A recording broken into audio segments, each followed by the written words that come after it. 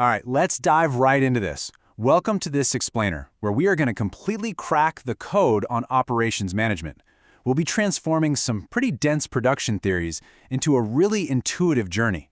We're literally going to follow a product's life from that very first spark of a concept all the way through to the final quality control checks.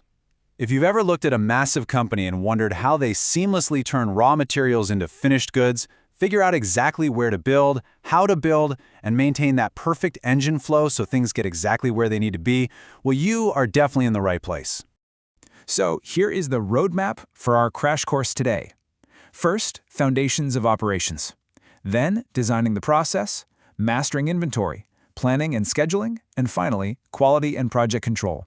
Let's just jump right in. Section 1. Foundations of operations.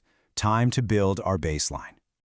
To build a solid baseline, we really have to establish exactly what operations management actually covers. Now, the source material draws a really quick, sharp distinction here. It applies equally to both the manufacturing and service sectors, but, they naturally operate quite differently. Manufacturing deals with goods. These have a tangible, physical shape, and you can actually store them in inventory. On the flip side, a service is an intangible process, so it absolutely cannot be stored. But look, whether you're building complex jet engines or providing financial advice, operations management is really the overarching discipline of efficiently transforming inputs, like labor and capital, into final outputs.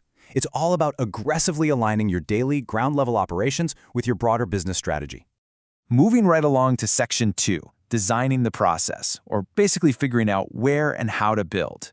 Once you know what you're making, you face this massive physical challenge, deciding exactly where to build and how to build to optimize your entire operation. This means figuring out the absolute best physical arrangement for all your resources. It's kind of like a giant puzzle. Our sources outline several foundational production layout formats. For instance, if your product is absolutely massive, like say a cruise ship, you'd implement a fixed position layout. The product just stays put, and all the heavy equipment moves to it. Or if you have different machines working together to make products with similar shapes, you'd leverage cellular manufacturing. But regardless of the specific format, the underlying goal never ever changes.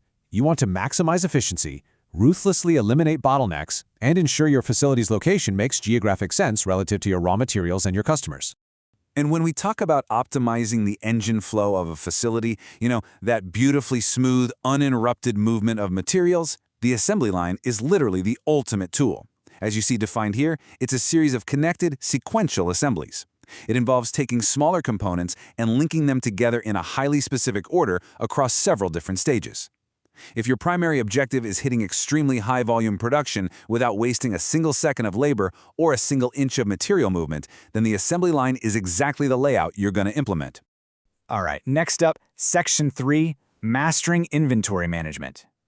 The great stocking dilemma. Let's shift our focus to the absolute lifeblood of our newly designed facility, inventory. I want you to think about this question directly from our source material for a second. What is the true opportunity cost of not having an item in stock when a customer actually demands it? Well, the answer is known as the cost of incurring shortages. It's a very formal-sounding term for a really painful business reality: stockouts. When customer demand exceeds your available inventory, you don't just miss moving a physical product. You completely lose the revenue from that sale, and potentially you lose that customer's future loyalty. No way around it. It hurts. This opportunity cost is exactly why companies spend massive amounts of capital and logistical effort trying to perfectly balance the cost of carrying excess inventory against the devastating cost of incurring these shortages. To keep track of all this without completely losing their minds, managers use the ABC inventory classification system. Check this out. Notice Class A right there at the top? A tiny 10% of total inventory items actually accounts for a massive 75% of the total costs. Wild, right? Conversely, look at Class C. Those items make up 70% of the physical volume in the warehouse, but only 10% of the financial value. The big takeaway here? You never treat all inventory equally. You focus your intense tracking and auditing almost entirely on those highly valuable Class A items. Just think of how this plays out in a major retail store. Hundreds of cheap boxes of soap powder sitting on a pallet in the back? Those are your Class C items. If a box gets damaged or goes missing, it's really not going to derail the quarterly earnings. But those massive, high-value, large-screen LED TVs, those are your Class A items for sure. They require tight security, constant tracking, and highly accurate forecasting because a shortage or a loss there severely impacts the bottom line. Okay, let's pivot to Section 4, planning and scheduling. Welcome to the alphabet soup. So we have our facility running, we have our engine flow dialed in, and we understand our inventory value.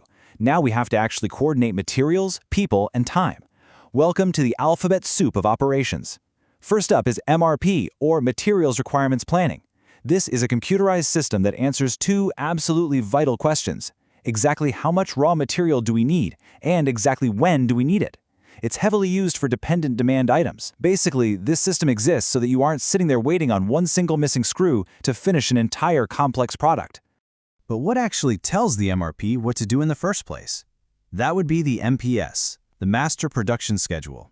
Think of the MPS as the ultimate master blueprint. It specifies which final, finished end items a firm is actually going to produce, exactly how many are needed, and the strict timeline for when they're needed.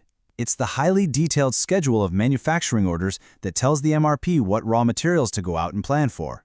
Finally, capping off our acronyms, we have ERP, or Enterprise Resource Planning. While MRP is laser-focused on the physical materials, and ERP is the massive, overarching system that integrates all of an organization's business practices into one unified ecosystem. The primary advantage of an ERP, according to our sources, is that it provides organizational flexibility and agility. It ties the whole shebang together so beautifully that a sudden change in sales forecasting instantly ripples down to adjust production scheduling and material ordering, literally without human intervention. It's a total game changer. Which brings us to our final stage, Section 5, Quality and Project Control. It's all about refinement and delivery. So we've built the product, but we have to make absolutely sure we hit our deadlines without sacrificing even an ounce of quality. Now, there is a massive amount of data surrounding quality management, but it ultimately boils down to two major concepts: Six Sigma and the foundational philosophies of W.E. Deming, who is widely considered to have had the absolute greatest impact on modern quality management. Quality isn't just about avoiding defects, you know? As the source notes, it's ultimately a customer's assessment of how effectively the product fulfills its intended function. So, the absolutely crucial point here is the number 3.4. If an organization claims to operate with Six Sigma quality, it means they are utilizing statistical process control to keep defects incredibly low. Specifically, they allow no more than 3.4 defects per million opportunities. I mean, think about that scale. It is an intensely strict, data-driven methodology designed to completely eliminate process waste and unpredictable variation. To achieve that kind of perfection, organizations often rely on W.E. Deming's legendary cycle for continuous improvement. It's elegantly simple, but highly effective. Plan, do, check, act. You plan a change aimed at improvement, you execute it in the do phase, you study the results in the check phase, and then you either standardize the change or begin the cycle all over again with act. It's a relentless, ongoing engine of operational refinement. Alongside rigid quality, you also have to manage project time. The sources outline two main network analysis techniques for this, CPM and PERT. They look kind of similar, but they have distinctly different uses. The critical path method, or CPM, is activity-oriented and relies on known deterministic time estimates. It's perfect for projects you've successfully completed 100 times before. PERT, on the other hand, is event-oriented and is used when time estimates are probabilistic, meaning there's heavy uncertainty involved. But both methods ultimately share the exact same goal, minimizing production delays and significantly reducing the overall project duration. But what happens when the whole schedule just fails? We're going to end this explainer with a provocative scenario. Imagine your schedule is severely delayed, jeopardizing the entire launch. Do you resort to what the industry calls project crashing? Project crashing means you deliberately shorten the duration of critical activities by aggressively throwing more resources, more money, more people at them. Time is saved, sure, but costs rapidly and inevitably increase. It is the ultimate time-cost trade-off. So how would you balance the budget against a critical deadline in a real-world crisis?